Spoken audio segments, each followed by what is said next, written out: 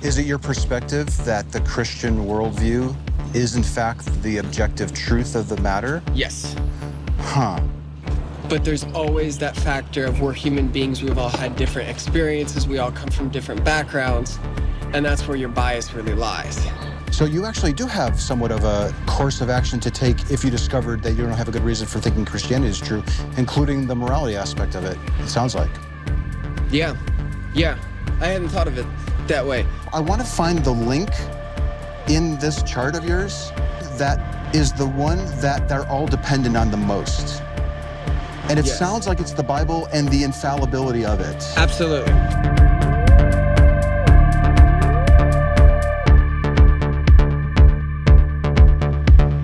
So I'm going to try to be out here before they walk through this area again, assuming that they come out here on that day. Oh, here comes Shane. What's up? How are you? You've got your pie chart. Can I record it? Yeah, I have a colored one, but it streaked on my printer, and then it only came out black and white in this one. Thank you for coming back. Of course. How much time do you have? I don't have class till 1, so What time is it now? 11:50. 11:50. Oh, we got 60 minutes, Yeah. roughly? Yeah. Yeah. All right. Appreciate you coming back. Oh, I enjoy this way too much. Well, not way too much. I love it too. I actually enjoy it. Did you have A two lot. apprentices out here yesterday? Would you mind holding my board just for a sec? Absolutely. Apprentices. 2 people you were training? I saw someone else working the camera. There was a young guy who stopped because he was just interested in what I was doing. And he ended up taking my board, putting my camera on, and he did an interview with somebody. Yeah. Nice. Yeah, it was really great. Thank you for holding my board too. Okay. I just want to get it all set. No problem. Okay. Like, Now we I do had it- have a little background noise there, but I think we could probably knock some of that out. I apologize for that. I mean, I had it colored. Oh, okay. It's a little, yeah. Let's take a look at the other one. Your name isn't on it, is it? No, it's not. Okay. Unfortunately. Can you hold it up and I'll just get a good zoom-in shot of you? Yeah. Let me get rid of these. No identifying information, right? No. Okay. No. Other than the whole foundation to your belief structure, right? Let's see it. Hold it up. Okay. This is a simplified form. 30% on the Bible. It's now at 55% on testimony of personal testimony and 15% on testimony of others. Let me repeat it back. Roughly 30% of your confidence that Jesus is real is because of the Bible. 55% is personal testimony. Yes. And then roughly, does that say 15? 15. 15% is other people's testimonies? Yes. Okay. Now. Are other people's testimonies related to the Bible? Yes. Okay. Yes. So there's others that are related to the Bible and others that are similar like mine that are personal testimonies. Are these three interdependent? And can I explain what I mean by that? Yes, please do. If we discovered that the Bible wasn't a reliable source of truth, would the other people's testimonies also decrease? Yes. Would your personal experiences also decrease? Yes. If we looked at them in any other different ways, if we started with a different way, if we started with personal experience, if that decreased, would the others decrease? No. Interesting. Because personal experience was only built up after the biblical foundation. Okay. So once I found my Take a look at biblical this. foundation, oh yes, a honeybee. Look at that. Thinks it's yellow. That's beautiful. Thinks it's a flower. That's beautiful. I found my foundation first through the Bible, and then from there taking that step of faith into looking into it and making my choice, the personal experience continued to, or began to build. Can I repeat back what Yes. I'm hearing? Yes. This is what I think I hear you saying. Once I determined that I can rely on what the Bible's saying, I found my personal experiences building, confirming what I've already Yes. concluded is true. Yes. So within the biblical foundation, God says, I will do this, this, and this, and you'll see me in this, and this ways. And I have since then. And you wouldn't have normally come to those conclusions if you hadn't already determined that the Bible's true. Yes, correct. So your 55% is largely dependent on your conclusion that the Bible's true. Yes. Okay. And that's been growing. And so when I say 55%, it's been growing. Yes. As I've matured through my walk in my faith, I've seen more and I've experienced more. I have the other chart, which is, I really wish it was colored. Oh, wow, that's really detailed. This is where I really detailed it out. So of the 30%, we've got 10% is historical, 10% is geological, paleological, and archaeological evidence, and the other 10% is biblical foundation. So what I mean by this is I started with a historical. You looked to see what people were saying about the Bible at the time?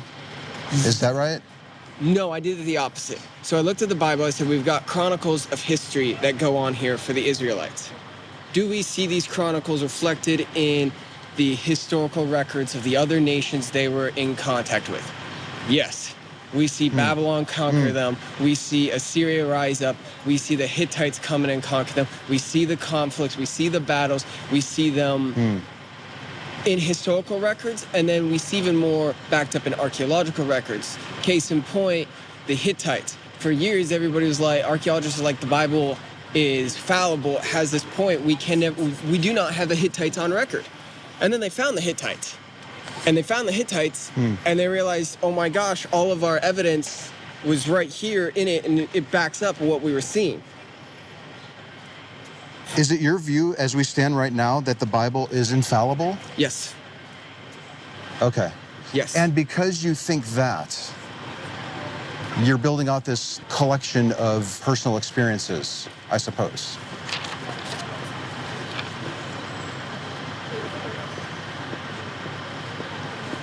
I don't know if I like the building up, because I'm not trying to stockpile them. I'm not trying to search them out. They're things that happen in my life. Things happen in your life, and then you reflect on them later. Yes. And then you, can I just finish it? And then correct me if this isn't what I'm saying. I just don't also want to lose my point. Right. I don't want you to. Because I've got like 30 ideas jumping in my head right now. And I may have even lost it. So as you're going through life and you're having experiences, it occurs to you that, oh, this is confirming what I've learned in the book. Yes. And because you're having these associations, it's increasing or building out your collection of personal experiences. You're not intentionally going out and looking for them. Correct. You notice them perhaps after the fact. Sometimes directly during the fact. Okay. One of them that makes sense. Is prophecy about me. I was out with Campus of Faith for Christ in 2013 at their big break, which is down at Panama City Beach, Florida. Okay. Huge party zone. So we had our own conference that was going on, and in the afternoon we'd go out and we'd talk to people. Campus of Faith for Christ CRU, yeah. Are you still part of them? Not really. Right now they're focused at UTSA on first-year freshmen, and I just haven't had time to really connect up with them.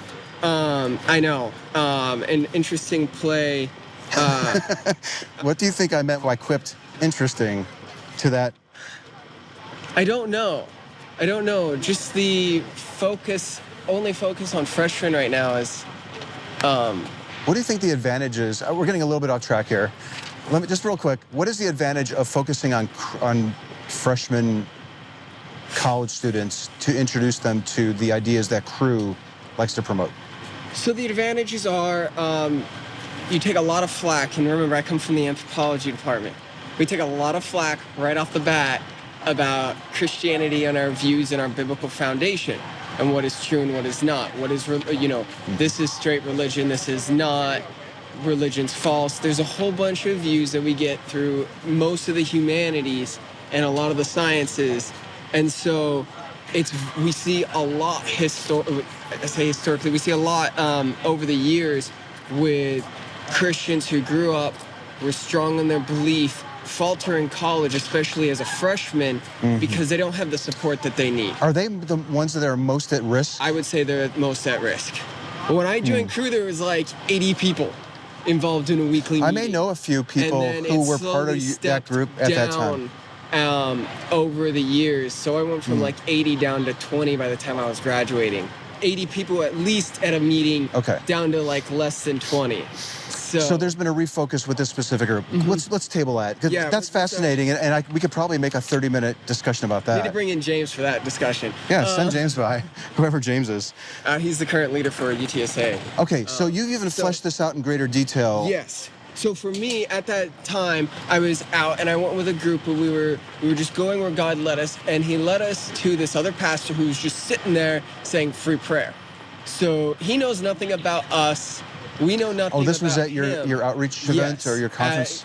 At spring break, around hundreds, thousands of others, tens of thousands of other people there to enjoy spring break at Panama City Beach, Florida. We're like a mile from the big zone where everybody's at MTV. And he's just like, free prayer. So we go up and we like, all right, pray for us. And the words he spoke were things he never should have known about me. Never could have known about me. Direct words about my heart and where I was trying to go, and that I am going in that direction. If this event didn't happen, would you be fluctuating in any degree in your confidence? Yes. What would change if that event didn't happen? That's taking a good 5% chunk out of my 55% of personal testimony. And I say that as, that would probably take out a good 10 to 15% chunk out of that. If you discovered that something to your satisfaction just didn't click, and you can no longer call it God's divine interaction working through him to make all these premonitions about you or some sort of assessment, if you later reflected on it, or maybe you even just observed him and you noticed that he was telling the next 30 people nearly the exact same thing, that would shake it for sure. Yeah. That's what each person was told a different thing in there, and each person had the same reaction. I don't remember what theirs were. It was a powerful connection of God using him as a conduit to speak to me in a time in my life I actually really needed it. Okay. Where I wasn't hearing him, and I was reaching out and trying to. And like he says, seek and you will find, knock and the door will be open for you. So this was an important experience to you. It was. What I'm trying to understand, though, here is how these interrelate, and I don't want to get too granular. And actually, it's interesting how you even broke out your personal experiences. Yep. And you weighted that one to like 5%, or maybe even more now, 15. It's interesting how these are even fluctuated as we're talking about them. But here's why this pie chart's good. I like that one. That's I can get my mind around 3 slices. Yeah. Yeah. That's why I did come back and create this one this morning. All right, let me ask you this question. Yes. It sounds like the main 3 slices of your pie chart, and I would love to get a picture of you holding that before you go, if that's okay. Yes, totally. It sounds like they're interrelated. One influences the other 2. Exactly, perfect. They're tied together. They're a cog and a wheel. They're tied together. Each one's a piece of the puzzle. Just for people who might just be listening, Shane is holding up the 3-part gear. Yep. Yeah. The 3 and they're all interlocking. But here's what I'm wondering. I want to find the link in this chart of yours that is the one that they're all dependent on the most. And it sounds like it's the Bible and the infallibility of it. Absolutely. Okay. Absolutely. So here's my big question to you. Yes. Would it in any way affect your, is it a 98%? I can't remember your current level of confidence. 100. Did you say 100? I was at 100, sir. You're at 100. Would that in any way cause any dip whatsoever in your 100% confidence that you have it figured out, that you have the objective truth standing in front of you? I want to say yes, because I want to say I can take that infallibility, which you and I have proven, that I can take that and directly prove it to everybody else in the world, and that I will throw everything aside and proclaim it even louder than what I'm trying to do now. That I'm going to go out and show everyone in the world that this is infallible and why it's infallible. Oh, and I thought you were saying the complete opposite. No. I thought you were saying, if I discovered that this book is infallible, infallible means inerrant. Yeah. If I discovered that the book, this is what I thought you were saying. If I discovered that this book is fallible, I will go around and make sure that I let everyone know that they can't be basing their God belief on this book. No, I would be taking that evidence that is 100% there and spreading it even more than I am. I'll tell you what, if we do that together, I will be at your side doing this. Sounds good. Okay. I would willingly have you at Absolutely. my side. Absolutely. Now, I mean, you're here. I know you're out there ready to rock and roll for this type of stuff. I think it was in our second talk, we had a brief exchange about bias. Yes. And I am wondering if my bias might make me more reluctant to accept your reasons, or if your bias is making you a little bit... I would say that there is a definite yes to each of those. A yes meaning what? Your bias is going to make it easier to accept or easier to decline what I'm saying. Yeah. And my bias is going to make it easy to accept or decline what you're saying. Okay. We can't avoid, there will be some form of bias there. That's just human nature. And we talked about that in talk 2. Yes, we talked about that. And there's a link to that right here. And I will watch those after we have our discussion here. Good. I've avoided them to not have a bias. I haven't even uploaded them. That'll be cool. Yeah. I was a little worried about tainting the discussion by uploading them too soon. And you seem so eager to keep coming back. I'm like, those I'm going to sit on. That I really appreciate that, because that goes back to the bias. We have to try, and I've picked up different ways where I think your bias lands, but I don't want any of our discussion me not to approach something or discard something that's a factor, a key piece, because I think I know where your bias is, and I believe you already have the answer. You believe I think I have the answer. Right. So I don't want to miss something that's a key piece for me, because I think you already understand that and agree on that. Regarding bias. Yes. I want to leverage the bias that we both admit that we have. All right. So what I want to do is I want to identify your bias, and your bias might actually be, I have a tendency to be more willing to accept claims that back up my conclusion that the book is infallible than I might be to accept an explanation to show that it's fallible.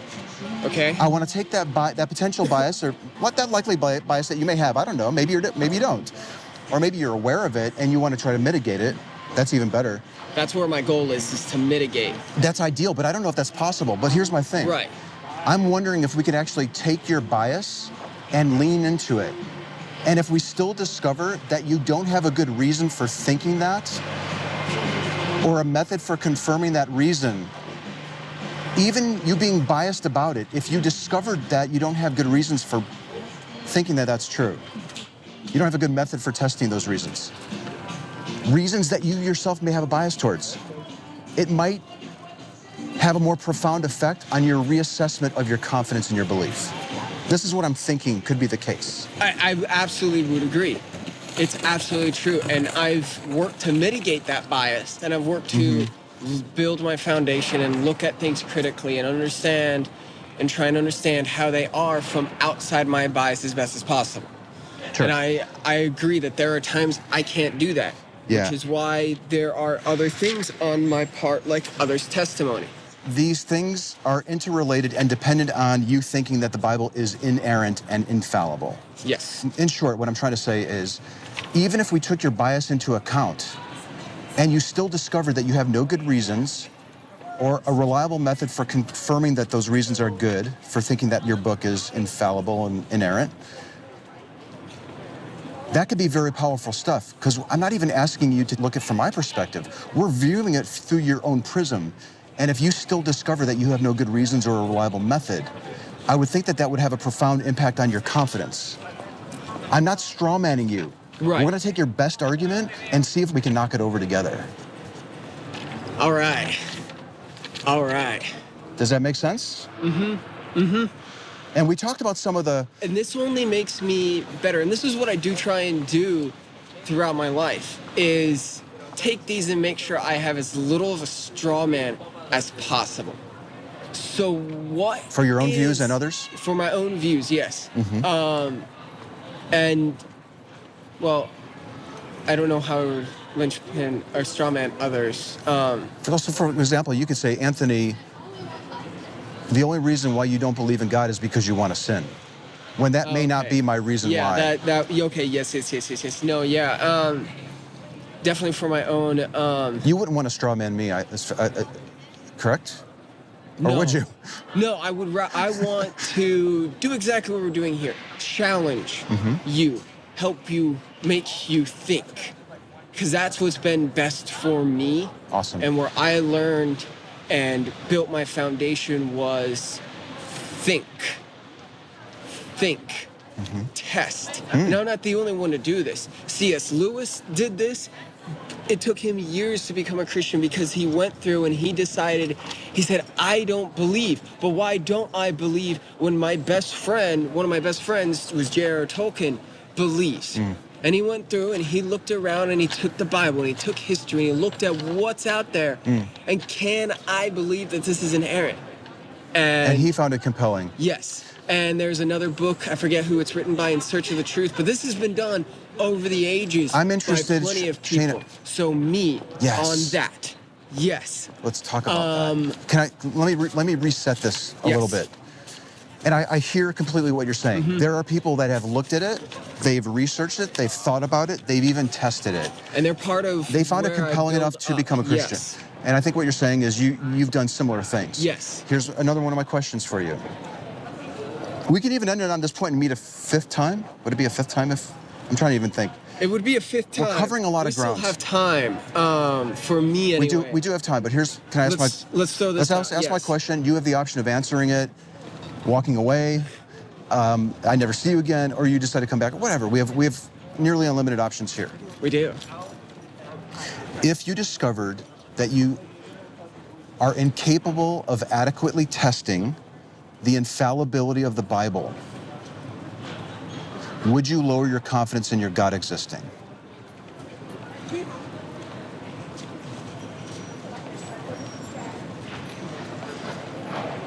If I was incapable, or if my ability to test and confirm that the Bible is infallible. If we discovered that you have the inability to even test it adequately, to your satisfaction, to my satisfaction, would it impact your confidence that you have the objective truth in front of you?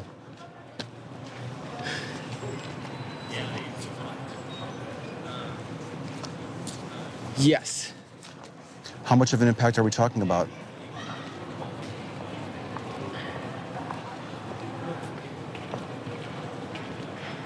I don't know. I don't know if even leaving here and thinking about it, coming back, if I could pinpoint it. Would it nudge you in any way from the 100%? You can only go in one direction. Yeah, at this point I can only go one direction. And it's not a one-way street, by the way. Right. It would definitely give me a moment where I have to step back and think. I can guarantee you I'm going to step back, I'm going to think, I'm going to reassess my materials, I'm going to reassess the other options. Will you reassess the impact that it's going to have on your life and the alternate moral code that you might need to find yourself dusting off and taking another look at? The one that we talked about in Talk 3? At some point it's going to have to. Yeah. At some point it's going to have to. For now, you just want to see, is this going to budge me at all from my 100? That's what I think I hear you saying at this point. The infallibility of the Bible is... I can repeat the question to leave you with. Question. Okay, this is off my memory. Hopefully I'm getting it. If we discovered that you were incapable of adequately testing the infallibility of the Bible, would it in any way decrease your confidence that your God exists? And again, I'm afraid if we were to step away from this and go to a fifth session, I'd lose my edge on thinking on this one. Because we're right here, right now. Your edge is sharper to answer it now than to wait and think about it more? With all that's going on in my life, yes. In the middle of a move, in the middle of Christmas and a bunch of other things going on in my life. If you think it would be best for you to address it now as we're talking, I'm fine with that. And I'm also fine with other options. I can always try, and if we need to go back and address it, we want to come back for a fifth session. Let's go for that direction. So, do you want to repeat my question back to make sure you got it before you... If we were to be able to make it where I could not prove the infallibility of the Bible, would it force me to reassess where I'm at and how much? And the answer that's is pretty much- definitely yes. And the answer to, I've talked about before the building of a house and how that's one side of my house. And that side I'm going to find out is a lot weaker than I thought, and I'm going to have to reassess how that part of my house was built and what that's going to require me to do to make sure my house is firm. You may need to move to a new community. Yes, yes. But one of the first things I definitely know I'm going to do is, which is why you had me pie chart it out, is look at, again, my personal testimony and the testimony of others. Which we discussed, though, are dependent on you thinking that the Yes. Bible, that's why, remember you held up this pipe, these gears? So what I'm going to need to do, holding up the gears again, is this one's shaken. But how does If the that one's others help me reassess if this one is true, that it is infallible? Aren't all of your personal experiences dependent on first thinking that the Bible has it right? Ooh, this might be where I hit a stone wall with my bias. Yes.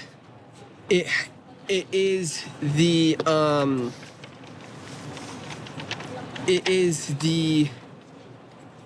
cornerstone which I've built off of. Which is why I want to focus on it. Right. And over the years, and this, if me explaining this might be able to help find where, refund the question, Can I frame it as a hypothetical to look at Yes. another individual Yes. who might be contemplating something similar? Yes. Let's think about a Hindu who's he's in India, Okay. and I'm on vacation there. I actually get a chance to meet with him, and he's out. He actually watches this discussion, maybe even, and he puts a little pie chart together for himself, and he's excited to see me, and he's been watching my videos, and he wants me to SE him, and he says, you know what? Even if I discover that my holy book, the Bhagavad Gita, is not correct, Oh, the fact that you know that's awesome. yeah, I said it a lot. If he discovered that he has no way of testing the fallibility or infallibility of it, that he would still be just as confident that Vishnu is real because, well, I'll just build up my personal experience. When he's already acknowledged that his personal experience is dependent on first thinking Right. that the book has it. Right. And this is where, I hate admitting it, but this is where I know this is where my linchpin probably is. What would a person who's being honest about it say? Because honestly, I do dislike having to rely on personal experience for a part of my faith. There was 55% on there. I do hate it because it's not empirical data, which is what we talked about in the first one. Did we talk about a hypothetical Hindu who might No, but we talked about empirical data versus be subjective truth and relative. opinion? Yeah, And yeah. it's where I start to lose empirical data on. I follow you. And It becomes more of an opinion. This is what I think I hear you saying, and this is actually brilliant. Well, I think this is what you're saying, and I've never quite thought of it in this way. Personal experience might be more in line with subjective interpretations and subjective truth, as opposed to objective factual things that we could test about reality. Yes. Yes. Did I load too much onto that potato? No, and it's true. And there's places in my life that I could argue. I give the one prophecy. There's a couple other places I could argue as trying to be more empirically, just taking time, plenty. How are we on time? I just hit 12:15, so we got like 35 more minutes. And we're good on battery here too. So there's places I can argue with my personal experiences for more empirical data. How that's going to be accepted by another individual is a question mark. Are you using your view that you have the objective truth that the Bible is inerrant to make your personal experiences less subjective and more objective?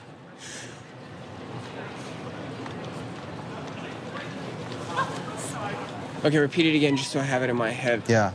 As I run it through everything.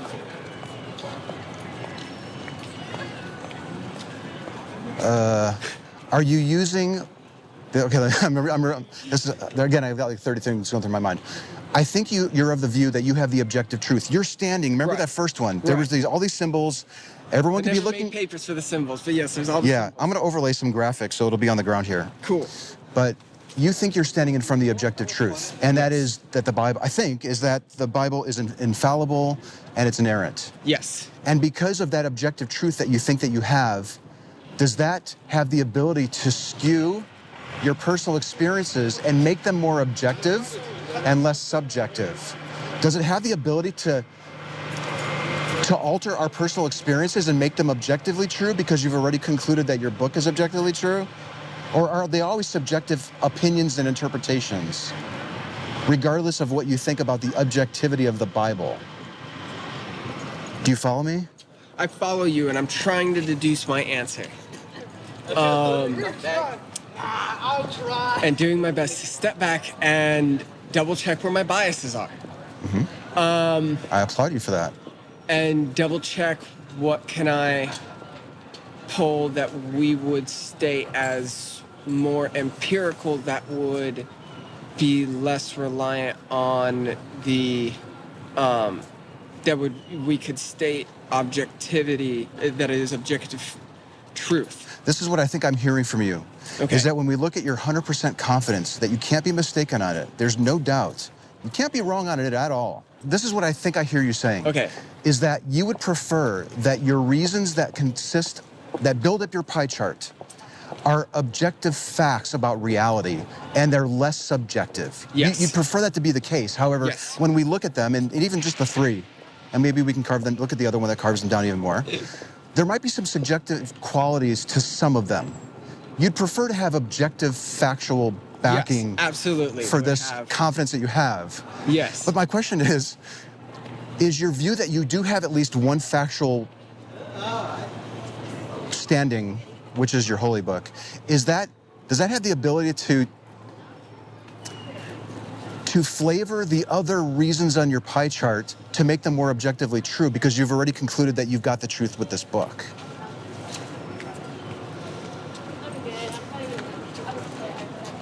I have $8. So no.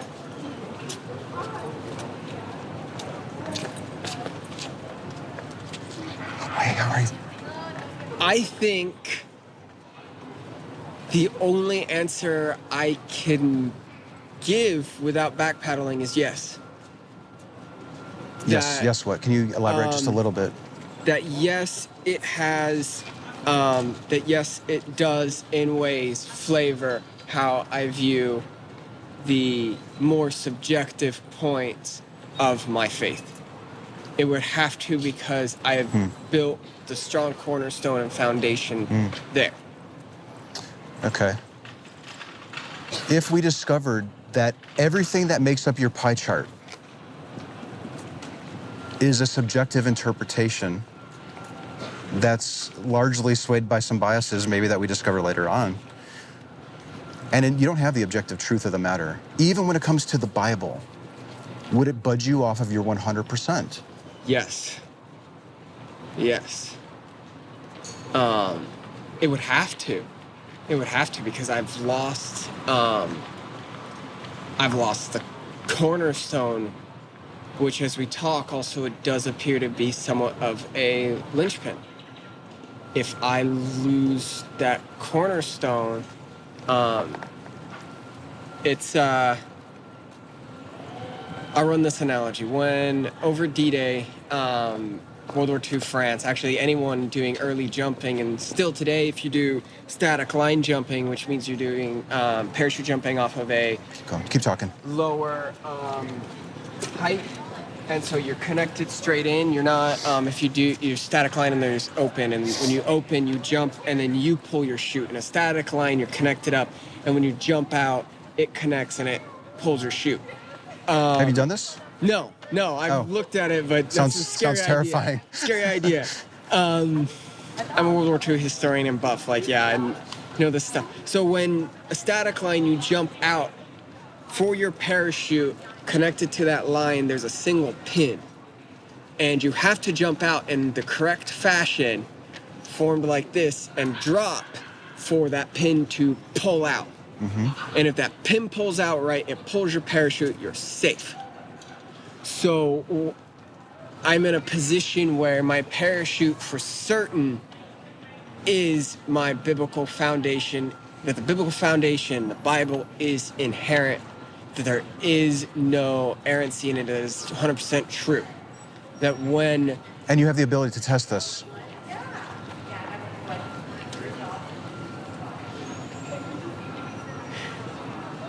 Let me run this analogy, finish out this analogy. Please, I don't want to throw you off. When my life, at the end of my life, that is my parachute, and I jump, and you're gonna have your own, that you're gonna jump out at the end of your life, and it's at static, is that when that pin pulls, or is it gonna pull and let that parachute out, or is it gonna fail because you didn't jump out right, and you're gonna fall to your death, and you're gonna be wrong? And so my entire thing, my parachute is the Bible is inherent, or is inherently infallible.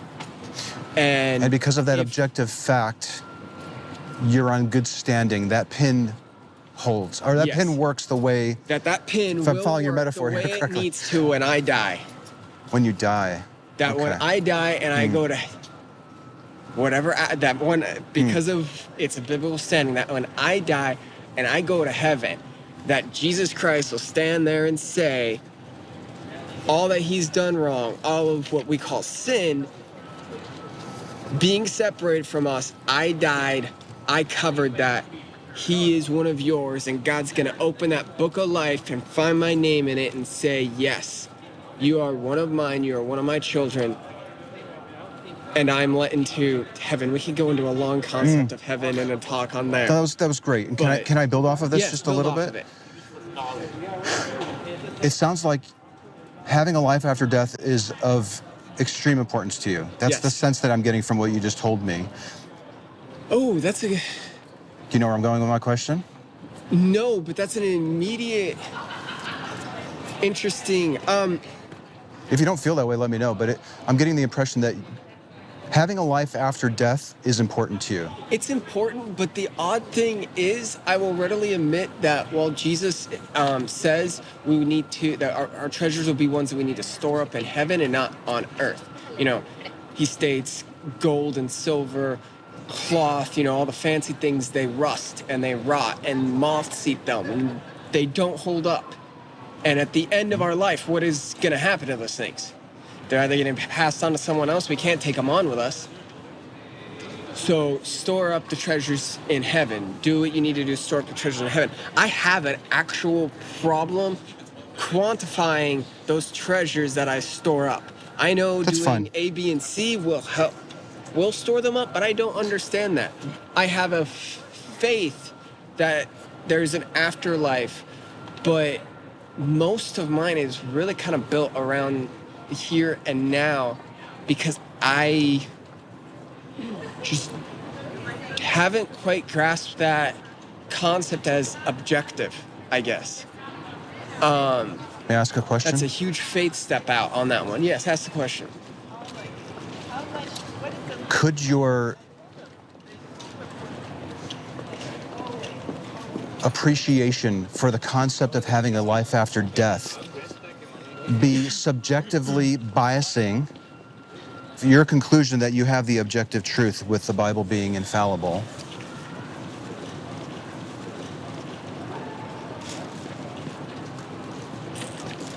Sorry, we've been talking a while now. I can repeat my question, or if you want to repeat it to me, that'd be great. Does my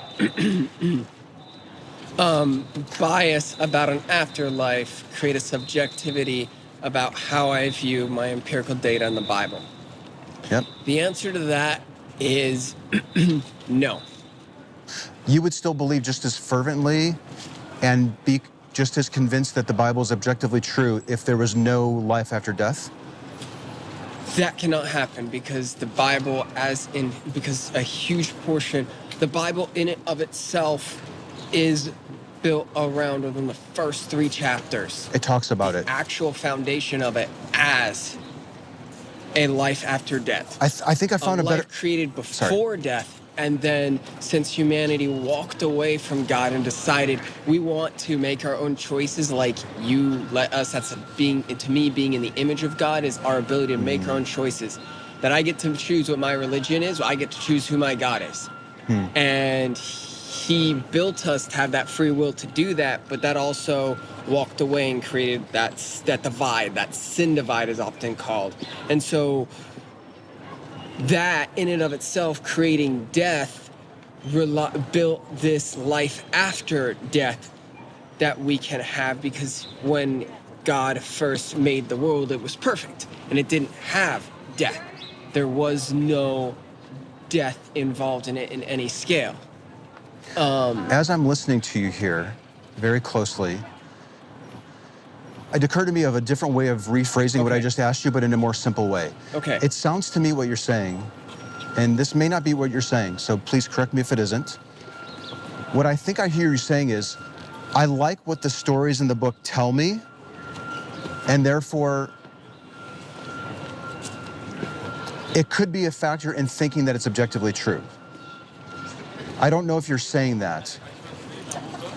Could your, I almost want to say the word infatuation, but it's the wrong word, but could your appreciation, maybe is the only word that keeps coming to mind, could your appreciation of the stories and these promises that the book are making be leading you to be more open to accepting it as objective truth?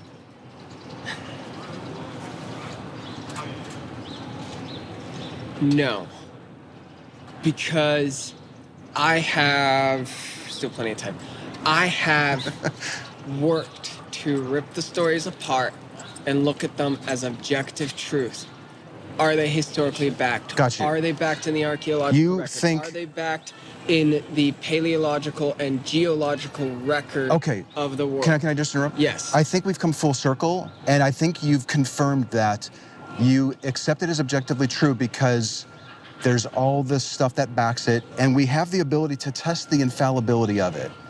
So maybe, even though you might have 10 more minutes left, I think it might be good to end it. Yeah. And maybe when we pick it up, we can talk about, and you can think about it in between. Yes. What is my best approach for testing the fallibility or the infallibility of this book that I think is objectively true?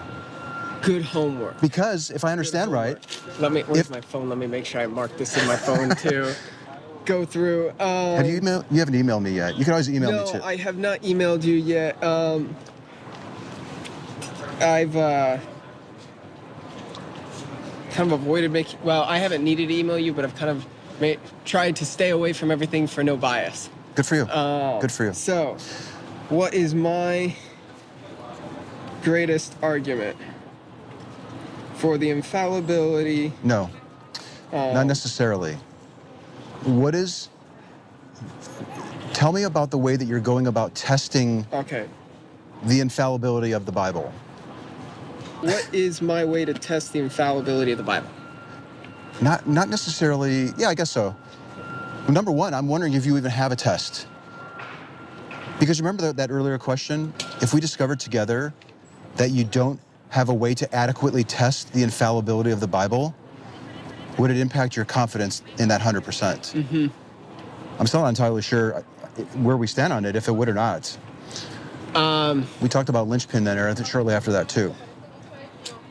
If we discover that you do not have the ability to adequately test that the holy book that you think has the objective truth is infallible, the criteria that you yourself have specified, taking into account all your own personal biases that you readily admit that you have, and I think it's great that you do that.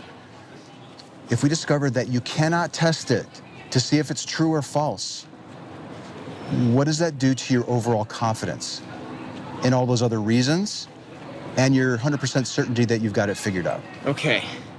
Can we end it on that note? Yeah. Let me just...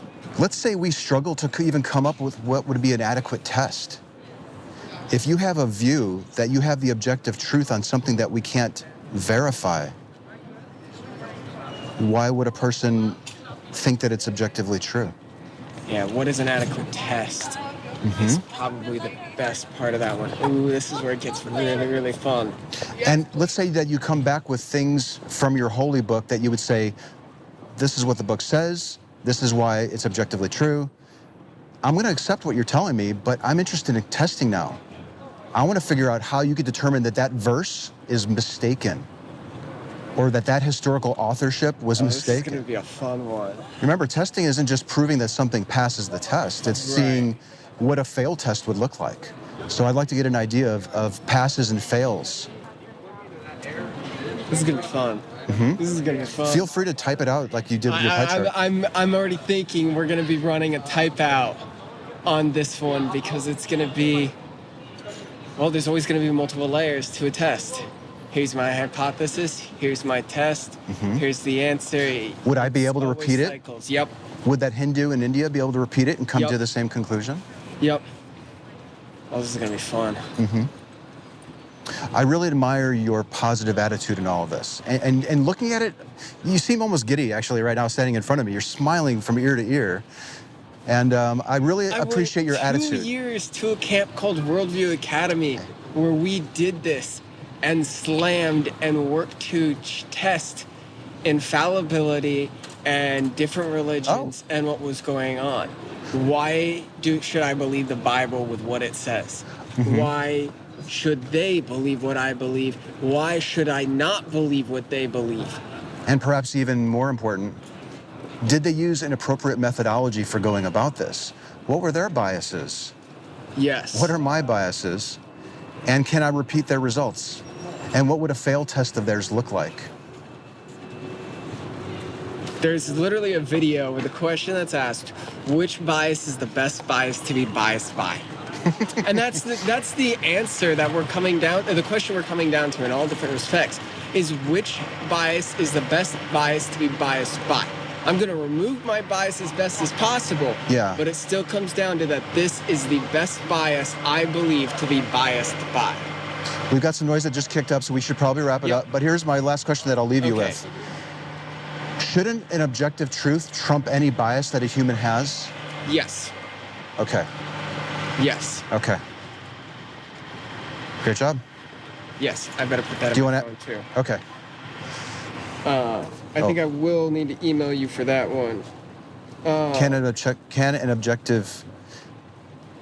Shouldn't an objective truth trump any bias that we have?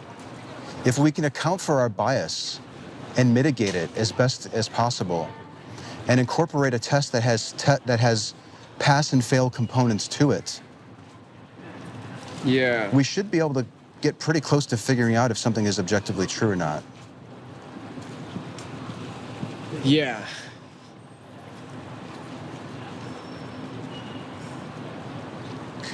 I'll give you another opportunity to find out where I stand on your claim, because sometimes I get feedback from people who say, you should have done that. And I think I've offered 2 or 3 times at least now. So I'll extend the invitation again. But if you think that it would be better to hold off until we're... I think I'm going to hold off still. I think I'm key. I think I've keyed in, but I think I want to hold off on it because I don't want... now that we're definitely nailing in on trying to test objective truth, if I know what bias you're approaching... Trying to test what you think is objective truth. Trying to test and prove objective truth. No. Trying to test what you think is objectively true. Do you notice the difference? You think you have the objective truth. Yes. I want to test to see how you determine that what you're thinking is true. Yes. Testing that what I see and say is objective truth.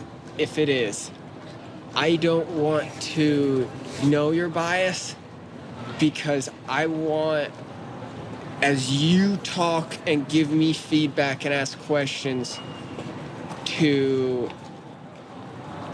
you. Well, you know my biases, but if I know your bias, I have a sense of them. Okay, you've got a better sense of them than what that you've given me. I also have a sense that you acknowledge that you have them and you're trying to mitigate them. Yes, yes. And that's a lot more than I usually get from people. And I'm afraid that if I know, I will believe you're mitigating something that you may not, and so I answer differently. we may be letting our own personal subjective biases and opinions and desires getting in the way Yes. of figuring out what's objectively true. And if I know what yours is, I may answer in a way or approach it in a way that puts more bias into. If I know your bias, I have a bias about you. Exactly. To have as little bias about you as possible as we go in and approach this. I appreciate for our that. fifth one. It's probably one of the advantages of just talking to a stranger, because you don't tend to know where they stand. So it might actually help a practitioner of this method be a little bit more effective in being neutral. And that's what when I'm I trying don't to do know with the you, person. Is being as neutral as possible, especially since you're filming, being as neutral as possible, because other people are going to look at this. And I don't want them to see me running a bias off of what you believe, which creates a straw man argument. Or something along those lines. Yeah. So, I think this will be a fun one coming up. Yeah, this is really good. I really enjoyed the talk and everything that we've covered. I think it was extremely productive. And thank you for bringing that pie chart. I thought that was great. Can I get a picture of you holding that up before you go? Want a picture? Yeah, why not? It got a little wrinkled. Okay. I'll have to come with a colored one next time. Yeah, sure. Honestly, I think we can probably move beyond that for now. Yeah. Because I think we've identified the linchpin. Okay, so this is the detailed one. Oh, yeah. Okay. And then you want to do the other side? Yeah, That's, oh, is that, This is it's see-through. Oh, that's better. Just hold it to your chest. Okay. Because it's so see-through, you can't. There you go. Okay. Oops. Thanks for. I forgot about that. Oh, yeah, no, I enjoy this stuff way too much. Well, probably not way too much. So at this point, you don't want to know where I stand on your claim, because you don't want that to bias the direction that you're going. Yeah. Yeah. The more we can be aware of our biases and our own personal egos getting inflamed when we're talking about this, the more productive I think it will be. And I think that this has been incredibly productive. I've been doing this for a number of years. And this is great. You coming back and being willing to be so open and honest about it. Don't want to be egotistical about it, but I think I'm doing a really good job at mitigating my biases and have been. It seems that way. Trying to. It seems that way to me. Yeah. And admitting where I'm a little bit more biased. So. You know, is a person who is extremely cautious about integrating their own biases in their conclusion, that seems to me like a person who wants to believe true things. Yes. And that if they discover that they don't have a good reason for thinking that it's true, they will abandon that view. Yeah. Until they have a better reason for thinking that it's true. Are you that type of person? Definitely would believe that I'm type of that person. It's just the way my brain works. Why would I? Why? I just believe you should know why you believe what you believe. I won't speak on something or try not to speak on something or approach if I don't know it. That, hey, I don't know, but here's my initial thoughts. Not that I'm an expert on it. Okay. So either become an expert or do my best to become an expert or find reliable sources to help back my belief or why I should believe it. Or, become the best expert I can on it. So when we meet again for a fifth time, and I hope that happens whenever you're comfortable doing it. We are running out of days, from my understanding. We are. I will be here probably tomorrow, Thursday, and Friday.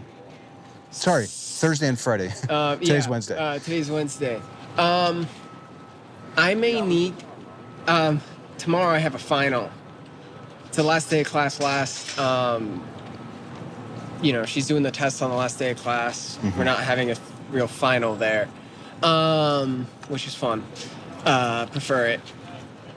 So I won't be on campus on Friday because today's the last day of my other class. Will you have some time after your exam? What time is your exam? My exam goes till 1, and I'm not going to have time to write this up and address this topic. Oh, let's not rush it. Yeah, so let's not rush it. But over the break, I'll email you, and over the break maybe we can get together at some place and...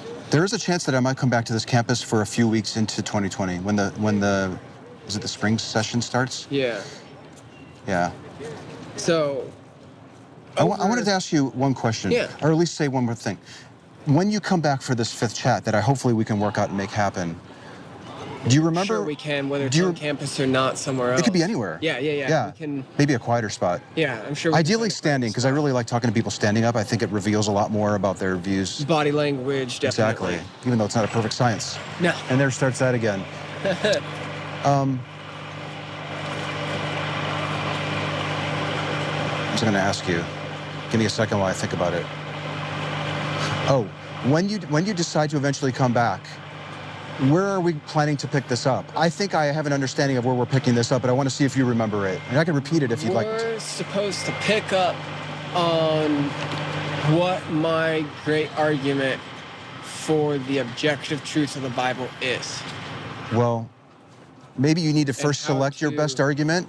What's the second And part of how that? to test it, and that we can test it and retest it and retest it. You got it. What does a failed test of this look like? What does a past test of this look like? Do we even have the ability to adequately test it? What is an adequate test? What does an adequate test normally look like? Okay, let's wrap it up. Fun. This is gonna be Yep. great.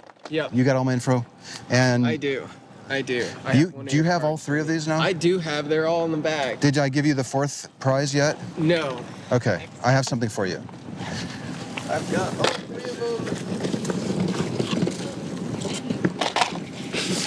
Well, you're there. And you're there. And you're there. Yep. You got all of them. Three. So this is something I give people who come back for 4 talks. It's the same kind of squishy material, and it's shaped like a brain. Those are always fun.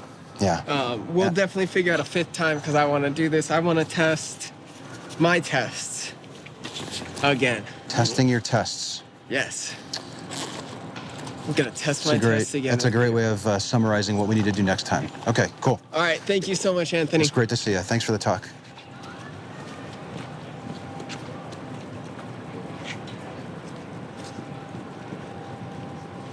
What an incredible guy. What an incredible talk. How fantastic is it to have somebody come back and be so open and honest about why they think something is true and their own biases, and acknowledging that truth is very likely objective and personal experiences can be fairly subjective. Am I putting more objective weight on my subjective experiences because I've already concluded that I have the objective truth in this book? And then we get to the heart of it. How can we figure out that this is objectively true? What's your methodology for testing it? What is your epistemology? This is exactly what we're doing in Street Epistemology. As I mentioned in my conversation with him, I have been holding off on uploading these because I don't want to skew him. And he also doesn't want to be skewed. Even if I uploaded them, it sounds like he wouldn't have watched them. That was an excellent talk with Shane, and I'm so eager to talk with him again.